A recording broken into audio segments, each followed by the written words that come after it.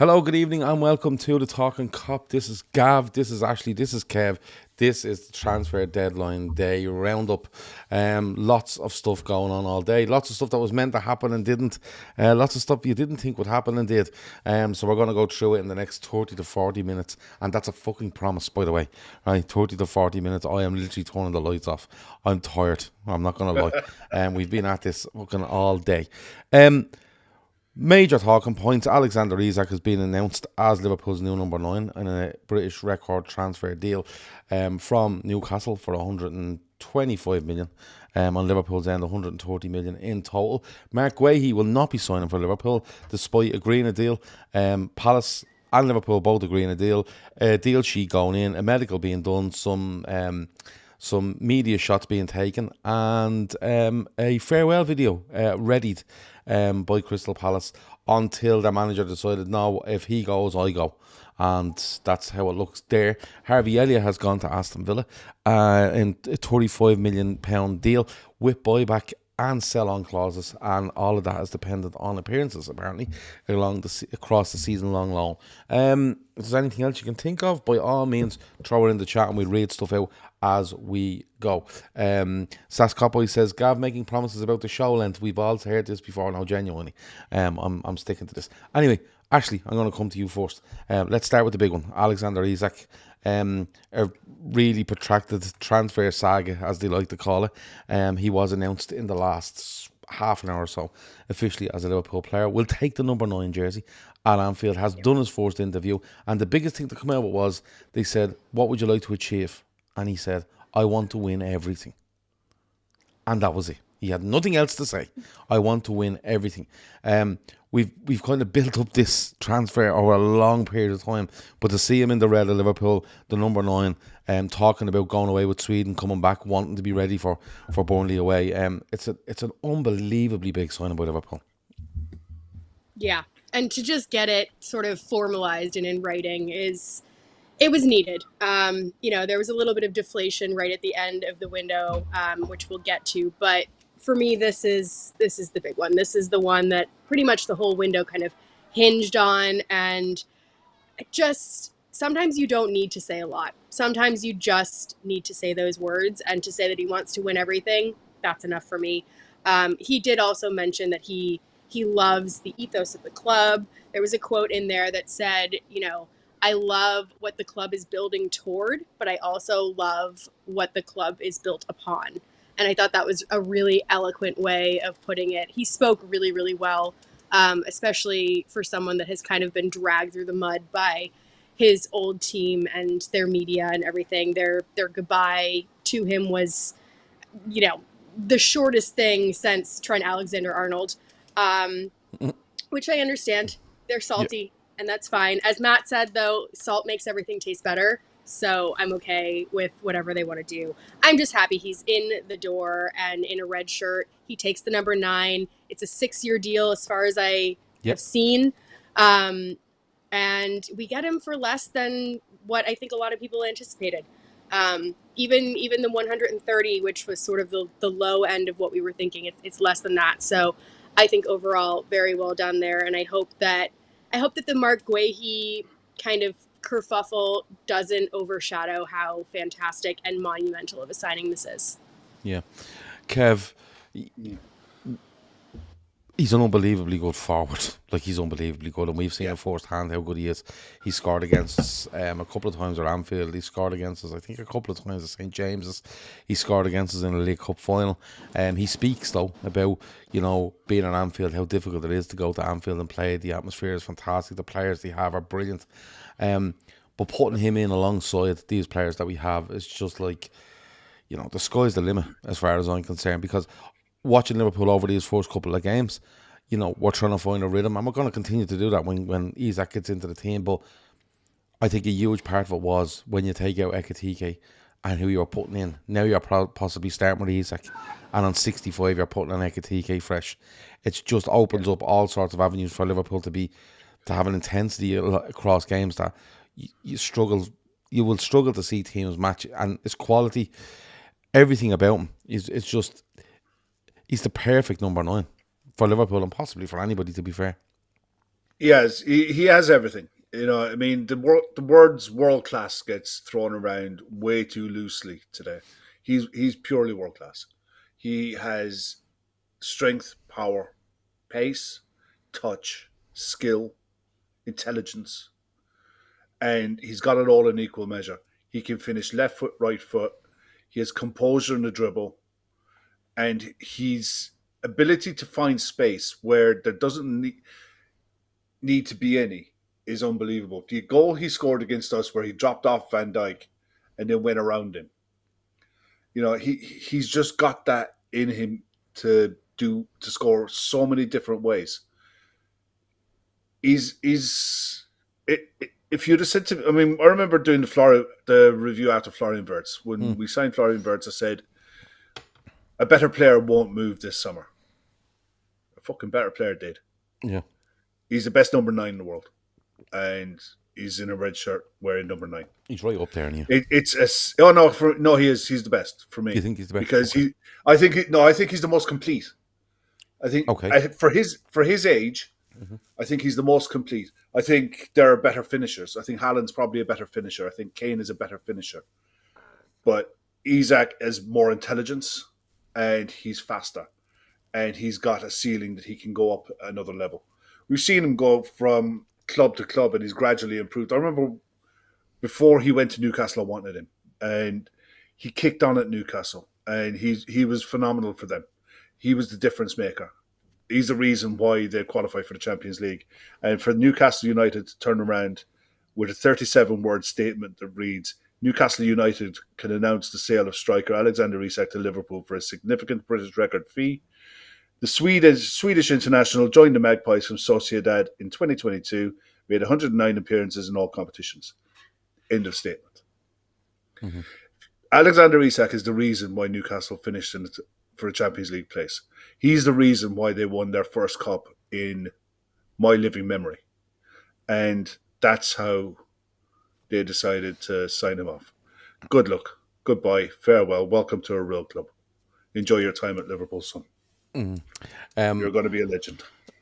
I think the reaction of fans from other clubs has been telling. I've seen so many fans of clubs like Arsenal. Shawnee's the guy that Shawnee was sat in the plane with. Wait, you tell him, because there's a lot of people who were in the chat who didn't hear that. This morning Shawnee was telling us that he was on his way home from Liverpool last night, and a guy sitting beside him happened to be an Arsenal fan.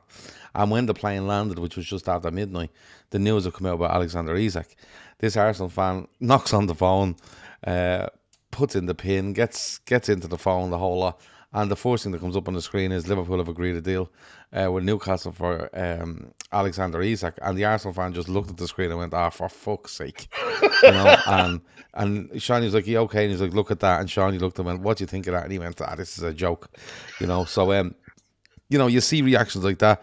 A couple of United fans, I know, and they're like, Jesus Christ, that's serious business.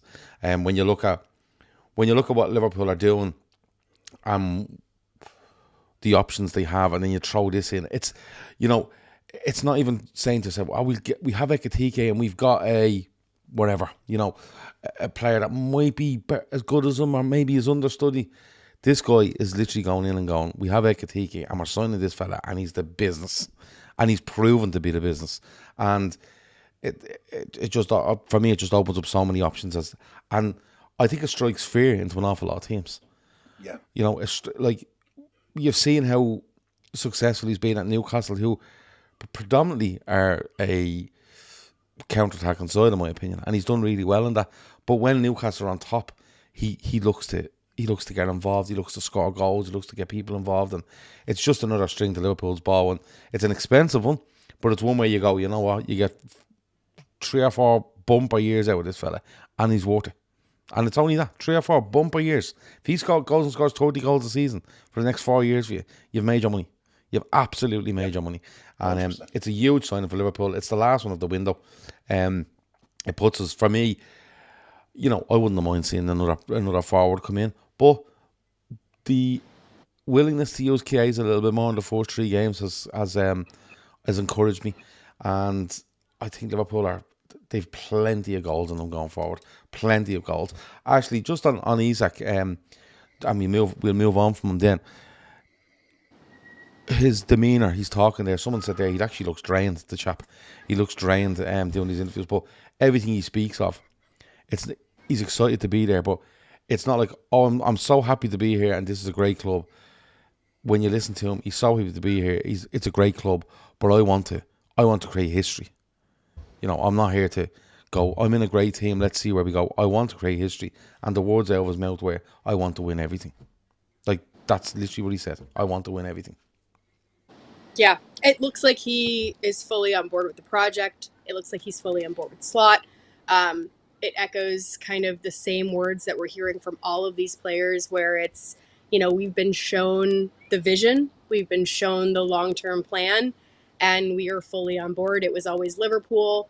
And I think that Isak sees that as well. And, you know, you're talking about Ekitike and Isak as your options. I mean, is there anyone better for Ekitike to learn under than Isak? I don't think Newcastle were off base whatsoever by saying they could play together. I don't think they were off base by looking at him as their very clear understudy, because there are similarities there. And I think, you know, you have this striker for now and you have this striker for the future as well. And you've got them both playing at the club at the same time. And they're both going to get service from Florian Wirtz on one side and Mo Salah on the other side. And then you've got Gakpo there as well. There's so much to be excited about. And, you know, I think that having the two of them there, I actually think it was a perfect recipe all along. I think that Newcastle had the perfect recipe. They just couldn't bake the cake, I guess, for the sake of the metaphor. And it seems like Arne Slot can. And I'm very, very excited to see what he cooks up. Rory says, is Stan Collymore the last striker we saw in from a Premier League club that scored more than 20 goals in the previous season? You might be right. And Stan Collymore signed for Liverpool in the summer of 1995, I think. I'm nearly sure it was 95.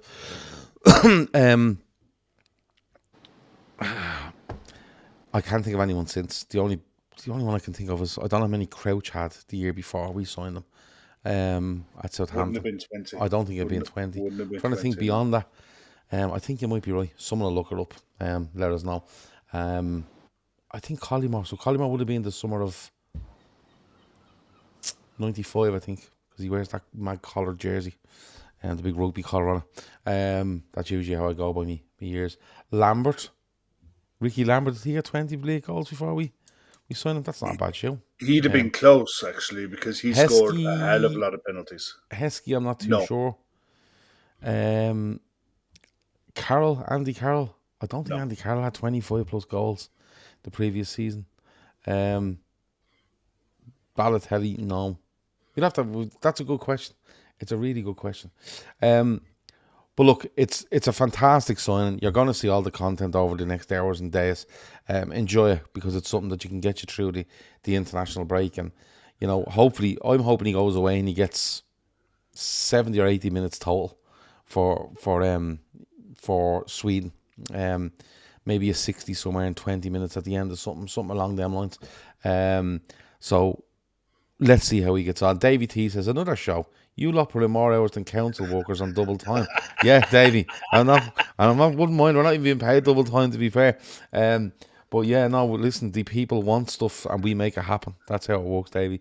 We're dedicated to our trade. Alexander Isak is signed.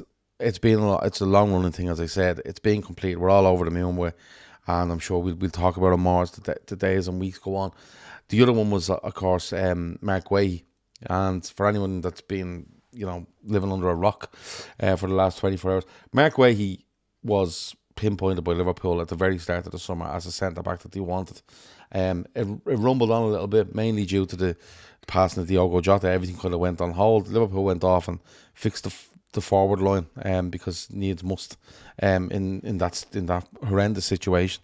They came back in for Guehi, and it was talked about probably a week ago that they'll go in for Guehi, they'll get a deal agreed. Everyone thought Liverpool wanted 30, they wanted 40. Everyone thought they'd meet in the middle at 35, which they did. And what proceeded to happen then was deal agreed yesterday, by the looks of it. Mark Guehi is given permission to do a medical in London at Liverpool's offices with the senior Liverpool staff. That's okay, that's fine.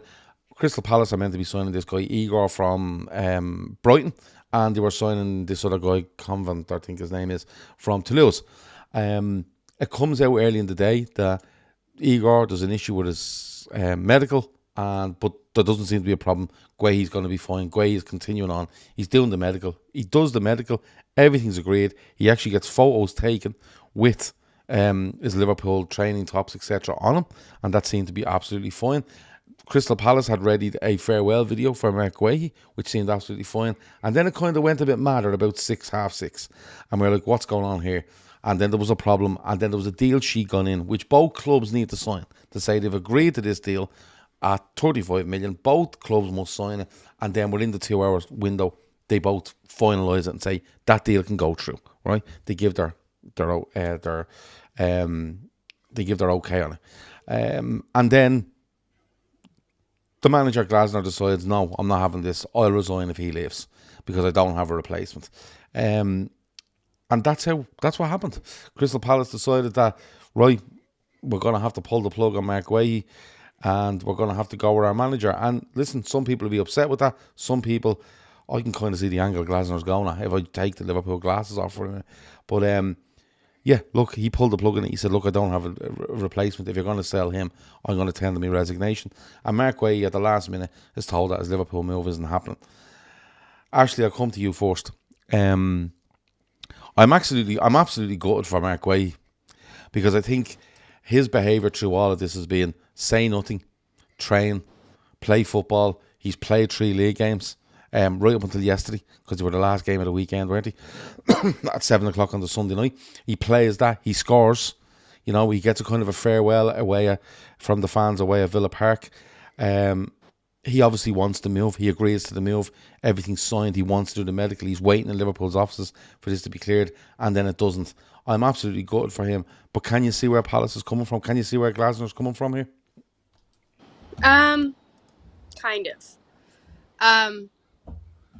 It's hard. It's hard to kind of put words on this. I'm actually very glad that we didn't come on right after this news broke because I was very upset. Not like sad upset, just angry upset that this had happened. I'm upset for the player, first and foremost.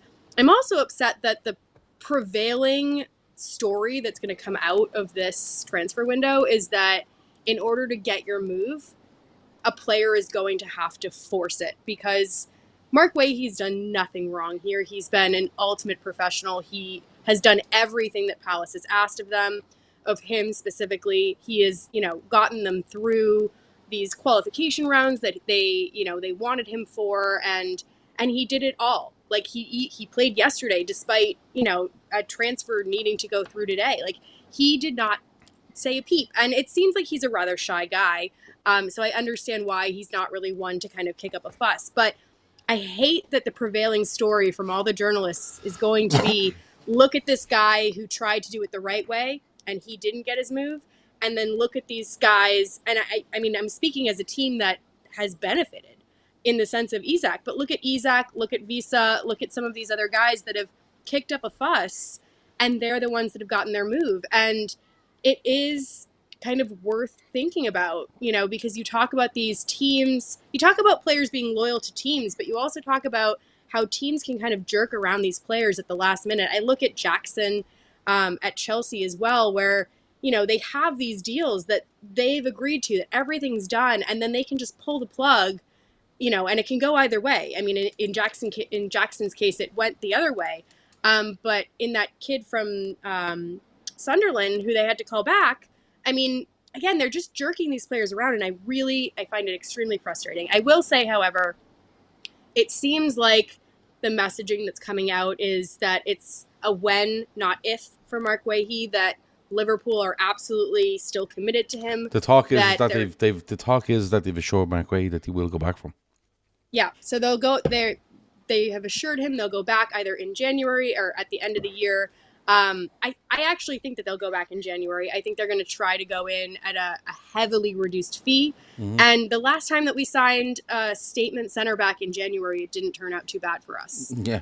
So I'm going to just kind of go with that in terms of hope, because otherwise this is going to feel like a damper on what really is a great window. And I don't want to look at it like that. And it took me a few hours to get to that point. And I want to make sure that I keep optimism about this window. Yeah. I think when I look at it, when I say I can see Glasner's point of view, Glasner probably has no problem with Mark Guehi. Glasner's probably saying, listen, if he's going, but can you please go and get me this? Let's look at the players we want. And can you get me A, B, or C? And you haven't done it. So I'm well within my right to turn around and go, lads, you want to sell this player, that's fine, but you've promised me this. And now you're breaking my promise to you're breaking your promise to me with regards to bringing in a replacement. So I know people are upset by it, and they'll say, look, he'll probably walk out on them if Leverkusen or United come calling, and that may be the case. But if I'm Glasner, I'm probably sitting there going, well, that's not the point. The point here is that we had an agreement, right? And it's back to these agreements that when Isak was saying he had an agreement, it was like, well, they're not worth anything. And now the manager's saying it about the club, and it all probably comes back down to the club, where the club have gone, we didn't get this player done. We did not get this player done for him to come in. And it's hard not to see his point. Like, Kev, we all want Mark Guehi. Mark Guehi clearly wanted to sign for Liverpool. But I would say if I'm Glasner, I'm sitting down and I'm saying, you know what? Listen, I'm really sorry, Mark, but the agreement was that they would get this player, whether that's Igor and whether that's a medical issue with him or he just fucked off to West Ham. There's varying reports. Or I wanted this, or I wanted that, and they've done none of the three.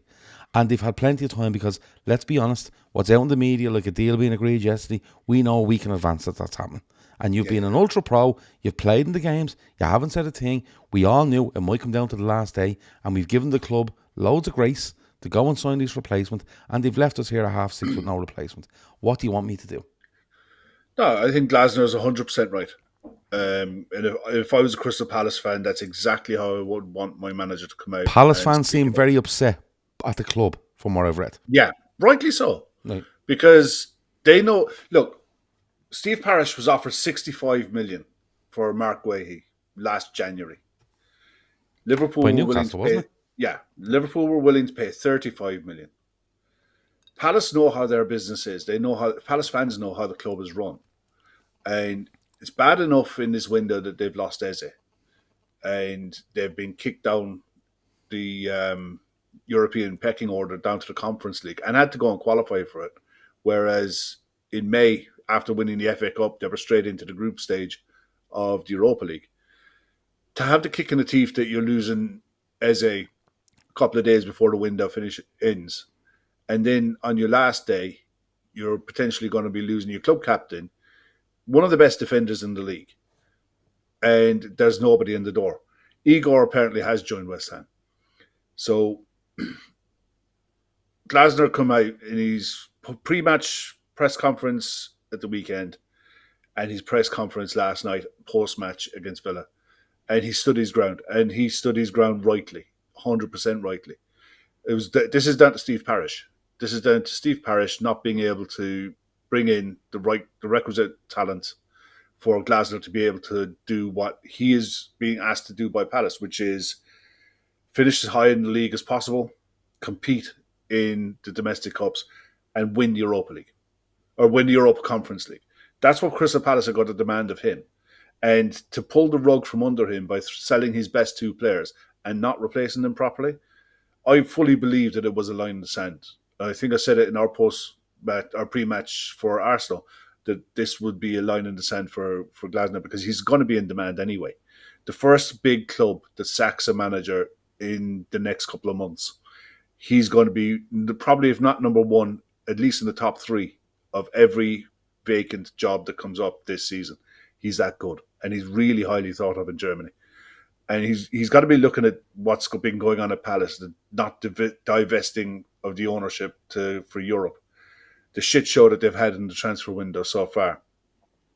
And then he turns around and produces a side with everything going on and gets a 3-0 away win at Villa the day before the window closes. What more does the guy have to do? You know, and ultimately he's been badly let down by the Crystal Palace board. Yeah. Mark Guehi, I feel sorry for, because look, Yeah. I've no doubt that we're going to go back in for him in January, and we'll probably offer in the region of 20 million for him. Yeah, if that. I would say 20 is probably the right number. Yeah. I think the fact that you know, you look at him with 6 months left in the deal. I think Real Madrid offered about 20 million for Trent, and that was probably close to getting him. And in the end, they gave 10 to get him out for the Club World Cup. I reckon somewhere, I wouldn't go over 20 million. I don't think that will happen. And I think, to be fair, I think Mark Guehi will probably name his price in January, because he'll say, "Listen, you're taking the fucking 15 or the 20, and that's it." Or you know, I'm done. And I think he comes across. You see, I think it's a testament. I think it's a testament to his character that any Crystal Palace fans I've seen are fuming at the ownership, because they've strung up the manager and strung up the club captain at the same time, who's given everything for them. He's won an FA Cup with them, got them into Europe, won a Charity Shield, and people laugh at the Charity Shield, but that's a big game to them. You know what I mean? It's a big game to them. We don't count them as major trophies. They do, and they're entitled to if they want to, right? But I've seen words like, you know, self-implosion going on here when it comes to Crystal Palace and talk. I've seen one person going, "You cannot teach this. Palace are amazing at it. They will fucking self-implode at the touch of a button." So it's very harsh on Mark Guehi. I would have fully expected him to go back and play for Crystal Palace, despite being massively disappointed. But I think, you know, Liverpool fans are upset, and they've thrown whatever they want at Glasner and stuff. But I think overall, who you should really be looking at is Crystal Palace, the club, because there's no way that Mark Guehi decided 24 hours ago he was leaving, or 3 days ago. This is well known, and I think Mark Guehi was giving them the grace to say, "Listen, if it goes down to the last day, fine, but make sure it's done." And you could see, if you actually look back at it now, Glasner in the last couple of days getting more and more panicked in what he's saying, because he's like, he knows what's going on. Yeah, and he's probably thinking, "I'm going to look like a prick to this player now." Yeah. And Steve Harris doesn't sign that deal sheet if he doesn't want this deal to happen. And Glasner is literally saying, "Look, you cannot fuck me over like this." Yeah. And we're going to have to. Well, he's already done it once with, you know, the lack of paperwork for the Conference League. I mean, that's, you know, it's just yet another example. I mean, it's basically accounting work when you're talking about it, with the way that they failed to get that Europa League Conference League, or that Europa League spot. This as well feels very much like a lack of due diligence. They've known for months at this point. Like, I want to say since June that Guehi was probably on the move here. This is not new. Like, the bids that are going in the last couple of days, like, nobody at Crystal Palace was surprised by that. The one thing I will say before we close this issue is there's a lot of people that are blaming Liverpool for this, or blaming Hughes for this, and I just have no time for that whatsoever. I really have no time for that whatsoever. And there's no way that they could have known that this kind of pulling of the plug would have happened. And it is in every interest of Liverpool to continue having a strong relationship with Crystal Palace, with Parish. Even if we don't agree with the way that they're running their club, we need to maintain those relationships, because in a year or so, if we want to go in for Wharton, for example, the fact that we have allowed them so much time to try to get a replacement for Guehi, the fact that we have allowed them, you know, all of this kind of professional leeway, that stands us in good stead. So it's not just about this summer, it's about looking forward in the future. And that goes to Harvey Elliott as well, which we'll get to. We are paving sort of the way for the next moves that are coming next summer or in January. And I just think it's really important that people remember that it's not Liverpool's fault, actually, bottom line. That's all I have to say in that. Yeah. I think Liverpool probably followed Mark Guehi's lead and said, "Look, I'm the club captain there. I'm not, you know, I probably don't want to leave and be, you know, seen as, oh, he legged it, he was off." And he probably went with his lead and said, "Right, we'll be patient on this." Mark Guehi said, "Look, I want to go," and everyone's happy. And listen, Mark Guehi's sitting in Liverpool's offices in London at fucking 10 to 7 tonight, waiting to see, are we getting the go-ahead here? Mark Guehi is allowing the sheet to go in. You know what I mean? If he had second thoughts, I was thinking, "Oh, what am I doing?" He would have pulled it. Mark Guehi's probably sitting there till the official word comes from Palace, no, this isn't happening. So he's fully committed to it. I think Liverpool might have played to Mark Guehi's tune. And it just happened that Palace didn't go and do their job. Now, you might learn from it, and you might say the next time, listen, if we want this one done, and I'm not saying Guehi, it might be another one, and you go, listen, 3 days before the window shuts, you make the decision. We're either doing this deal or we're not. We're not dragging this out till the last day, because what happened? You learn from all these things, and you always will. But I'd be amazed if we don't see Mark Guehi sign for Liverpool in January. I'm not going to lie. Yeah, I think, and that might be good. That might be. It might be, and people are asking, is he? People are asking, is he? Would he be cup tie for Champions League? No, is the answer. Once it goes from the group or the league stage into knockout. What's his name? The guy that moved to PSG. Well, Kvaratskhelia. Would Marmouche be one as well? Was Marmouche? He went from Europa League to... Yeah, but once it's European competition. Yeah, once it's European competition, it's different competition. Yeah, Kvaratskhelia went from Napoli across to PSG. Yeah. So no is the answer to that. I know once you go from that league stage into the knockout, I think you're absolutely fine. It's the old rules, yeah. Under the old rules, when it was the old group stages, then it could have been a problem, but not now. Exactly. Luis Diaz for us. Yeah, Luis Diaz came Porto and into Liverpool and played, so there you go. Yes, but look, it's one of those where you wait and see. The word is that Liverpool have assured Mark or Guehi that they will come back in and they will look for him in January, and if not January, they will try sign him on a free contract at the end of the season. I think it'll be January. I think they'll look to pounce on that as soon as they possibly can. Once January comes, it's like, lads, last chance, 20 million, last chance, and Palace just can't turn down that money. They just can't. I think the silver lining in this, Leone will play. Yeah, we'll see Leone. Whereas if Guehi signs, odds are Leone doesn't get anywhere near the minutes that he probably would want in a World Cup. Not in the senior team. No, exactly. So now looks like he's gonna get minutes. You know, realistically, he's gonna play plenty of football between now and January, and you're not going to flog him to death, because you know in January when Mark Guehi comes in, he's battle hardened from the season. And he'll be absolutely fine. He can come in and hit the ground running straight away for what's going to be a busy January. Because we have 2 European Champions League games in January, as well as FA Cup, League. Yeah. Back in January, League, 24. Potentially League Cup semi-finals. Yeah, everything in there. Everything. The big thing in all this is that Joe Gomez stays fit. Yeah. That's what it is. It genuinely is, because if anything goes wrong, Joe Gomez must be fit. Because Leone, big fella, like a monster, 18, a big unit, but I'm against throwing 18-year-olds into centre back for Liverpool in this, straight off the bat. Just jump in there, lad, and play. Now he might be fucking brilliant, but I'd like a bit more experience than that. So Joe Gomez being fit will be a massive, massive plus for Liverpool. The last one we're going to go to was Harvey Elliott. Harvey Elliott has signed for Aston Villa tonight. I think it's an initial 5 million loan fee with an obligation to buy at 35 million. At the end of the loan, Liverpool have inserted buyback and sell on clauses, and the obligation to buy for Aston Villa is based on appearances. So if he makes X amount of appearances, that triggers the obligation. Okay. Yeah. Look, we all thought this was coming. Well, I think we were all kind of hoping that what club will he get to go to, and I think Aston Villa. I think it's a great club, but I'm gonna put a little tinge of fucking trepidation in here, because I'm not too sure how solid Unai Emery is at that club. I keep saying it, and I'm probably like a broken record, and people think I'm mad. But the way the window's gone for them, I'm a little bit worried over Unai Emery.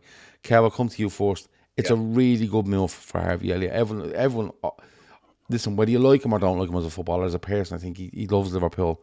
It's his club. I think he's a really, really good player. I just don't, at this time, he just doesn't fit. But to get a move to Aston Villa, who are 6th in the Premier League last season, is a really good move from Kev. He'll play, and that's the thing. That's the important thing. He needs to go. We said it in the transfer shows at the beginning of the summer. He needs to go to a club where he's going to be important in that club. He'll have a key role and have an influential role. I'm just sat here watching his promotion video now that Villa released there a couple of minutes ago. and they released the one for him, and they released the one for Sancho. And I wish him absolutely nothing but the best. I watched him so much in the Euros and what he did for England in the Euros and how he literally dragged them by the collar to winning that competition, largely down to him. He's a brilliant player in the right setup. In the right setup with the right manager, he'll have a great career. He really will. He's going to be one of the. You see the likes of Harvey. The one that is Fulham was going to Leeds. I keep fucking forgetting. Harry Wilson. Harry Wilson. I think that collapsed. Well, you know that he's a decent. You know that he's a good footballer. You know, Tyler Morton, good footballer. Harvey Elliott's an excellent player. He just needs the right setup. And there's a big difference between playing for Villa, trying to push into the Champions League places, than playing for a side who are trying to compete on four fronts to win it all and to hold down a permanent position in that kind of a setup. I think he'll go to Villa. I think he'll be absolutely fine. I think he'll have a really good time playing for Aston Villa. Aston Villa are a fucking massive club. You know, there's no getting away from it. Villa Park is a great place to play football. And Aston Villa, Birmingham's the second biggest city in the country. It's a huge club. He'll fly there. I think he'll kick on. And the thing is, the beauty of the deal that we've done, it's not an extortionate amount of money. It's probably, I agree with Shawnee what he was saying earlier, it's probably that fee for a reason. And it's like groundwork for down the line. But every which way you look at this, Villa will probably sell him in a couple of years. We'll get a kickback on that when he's sold. And every which way, it's a win-win for the club. It's a win-win for everyone. It's a win-win for Elliott. It's a great deal for Villa. And it's a good deal for us. You know, and the one thing I like about Liverpool and the way they handle their transfer business over the last few years, they try to find the right moves for the players when they sell them. Tyler Morton is a classic. You know, Harvey Elliott now with Villa. They try to find the right moves for the player to benefit their career. They don't hold players and we don't stockpile players. We don't hold on to players as luxuries. I honestly think the Guehi one, having 5 centre-backs, is a bit of a luxury going into a season. Same with Harvey Elliott. He was a luxury that we didn't need and that we were going to massively profit from. And it adds to the sales. It adds to all of the other sales that we've made in the summer to, you know, bring down this massive spend that we have outlaid. And I think it's the amount of money that Liverpool Football Club have recouped this summer is going to get lost a bit over the next few days when Sky News and everyone starts looking back at the amount of money that was spent in the summer transfer window and look at what Liverpool did and where did they get their money from and all of this. It's from sales. It's from selling well. And, you know, all the best to Harvey Elliott. Yeah. I'm just looking there. Matt put in a comment here because our favourite thing at the moment is that backup goalkeeper. He says, Rodgers, Watkins, Sancho, Harvey, McGinn, Tielemans, whoever else in defence, and Marco Bizzo. So because everyone just loves that goalkeeper now. But seriously, actually, like, you know, we do wish him all the best. And, you know, he's conducted himself excellently again. In leaving the football club, he hasn't kicked and screamed that I'm not getting the minutes and giving out and whatever else. But I'm looking at them names there and I'm thinking to myself, if I'm Harvey Elliott, I'm going into Villa and I'm saying, you just play me off Ollie Watkins, please. Just play me off Ollie Watkins and put Sancho on one side and Rodgers on the other side and Tielemans and Onana or McGinn or whoever behind us and let us go, because he needs to find the position, actually. You don't want to see him at Villa where he's out left one week, out right next. He's playing off the front man. The next he's playing in the midfield three. You know, he needs to find the position, wherever it is, and be stuck to it. Yeah, and I think he could be the next Jack Grealish. In terms of like flair and creativity, not necessarily like for like in position perfectly, but if Villa give him the freedom to be creative, I think that fans will be able to latch on to him in the way that they did Jack Grealish. I just think he has so much to give in terms of his creative value and creative output. He does need to find a role. I think that as long as he gets game time, it's going to be a fantastic move. If he ends up dropping to the bench again, I worry. And I do kind of worry, like you guys were mentioning, is this a bit of like a Kelleher situation where he moves to Brentford with the hope of, being coached by Thomas Frank, and then all of a sudden Frank goes. And I think that if Emery goes, then Villa might be in a lot of trouble. So that's just something to consider.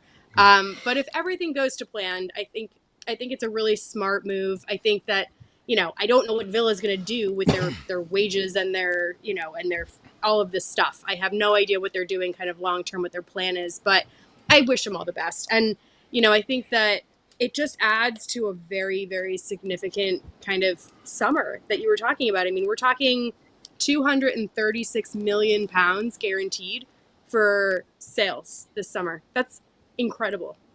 And it's one of the big things that we've lacked in the last couple of years is the ability to generate sales. We've priced players out of moves. We haven't sold them at their peak. I think players like Nat Phillips, even like going back to like Origi, there were players that we held on to for too long.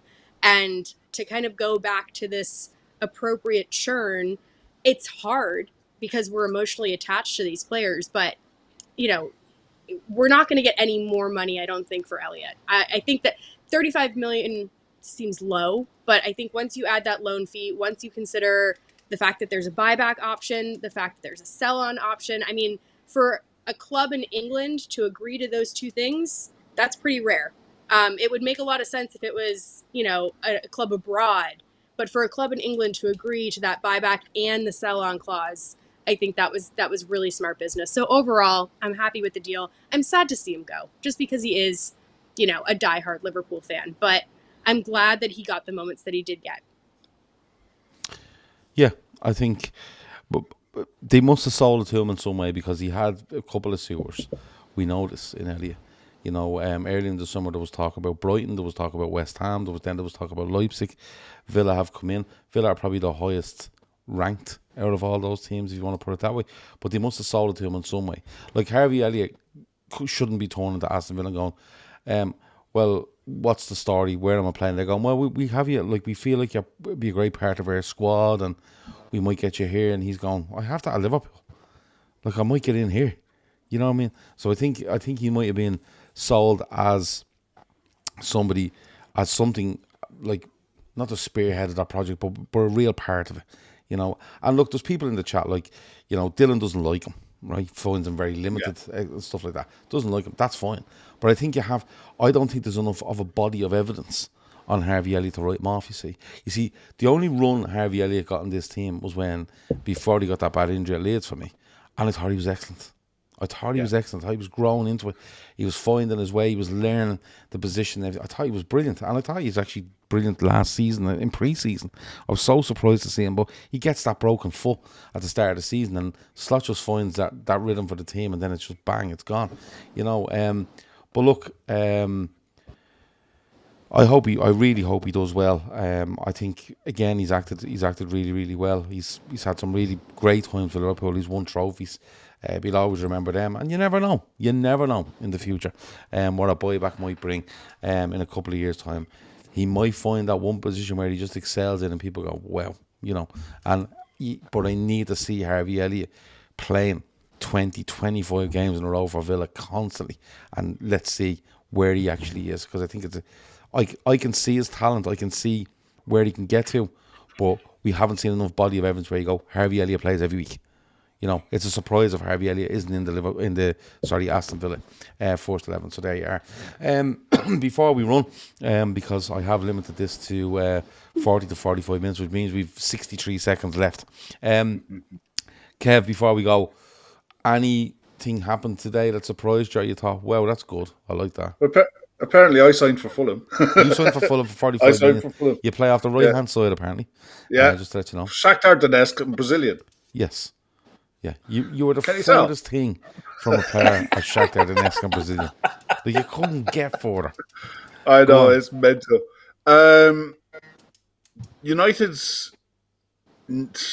Manchester United signing a keeper, and it's not Emi Martinez.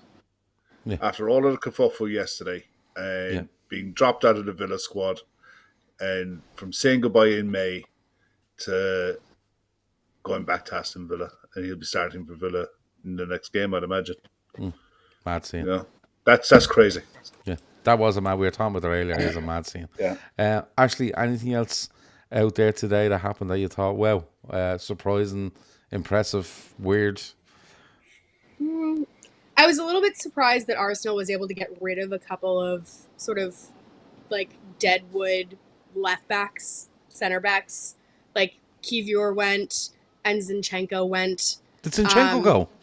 Yeah, he ended up going to Forest on loan. Really? So, yeah. So the Javi Gallen deal fell apart. Okay. So a couple kind of like last minute. Reece Nelson was going to Brentford. I think that still happened. Maybe so. But yeah, there's just I was just surprised. I mean, I don't think they sold well in general over the course of this window, and I think that they spent a lot of money, which is not being highlighted anywhere because, you know, for some reason I don't know why Arsenal gets to get away with those things, but yeah, I was surprised that they were able to get rid of them, especially Zinchenko. I feel like I don't know, but needs must. The one Otherwise, the one that caught my eye was actually something you mentioned. The one you mentioned earlier. It was what's his fucking Harry Wilson. So the Harry Wilson thing, he was on the verge of going to Leeds, and then Leeds have come out and said, you know, we have a deal sheet in and thing. We Fulham agreed to a deal sheet so we can get this done. And Fulham are like, no, we told you in mid-afternoon we're not selling them. We've changed our mind. And Leeds are like, no, you agreed to the deal sheet, so that'll rumble on a little bit. Brian O'Halloran in there, Fabio Vieira. I don't know what the story with him was. He was supposed to be at Arsenal he's loaned out to Hamburg. Okay. So they've loaned a few players out. Nice one. But anyway, that has been your transfer update. We've covered you with about 5 or 6 shows in the last 2 days. We're not gonna I think it's 5. Is it? I don't know. I feel like Kevin and I have been basically just living on Saturday. Then you had an overnighter with Matt. No, hold on. We had Sunday match reaction. We'd the Sunday night show. We'd the Isak breaking news. We done a show this morning 1 o'clock, 6 with o'clock Shawnee, this one, and then 6 o'clock, and then this one. 6 of them in the last 2 days. So we're entitled to a break. And then we threw one in on Saturday night as well. Yeah, so we'll be back tomorrow across YouTube and our Patreon. Link for our Patreon is in the description if you want to join there. Pay for a month if you like it, stay with it. If you don't, get rid of it. We've no issue there. And NordVPN, if you need a VPN for this season, the link is in the description. Use that link because it helps us out quite a bit. Thanks to Kev. Thanks to Ashley. Alexander Isak is a Liverpool player. Mark Guehi isn't. Harvey Elliott has gone to Aston Villa. We wish him all the luck in the world. And we'll be back tomorrow and we'll be slating referees tomorrow, right, on Patreon. I'm just going to be honest about it. We're going to be slating referees on Patreon tomorrow. Talk to you in a bit. Over and out.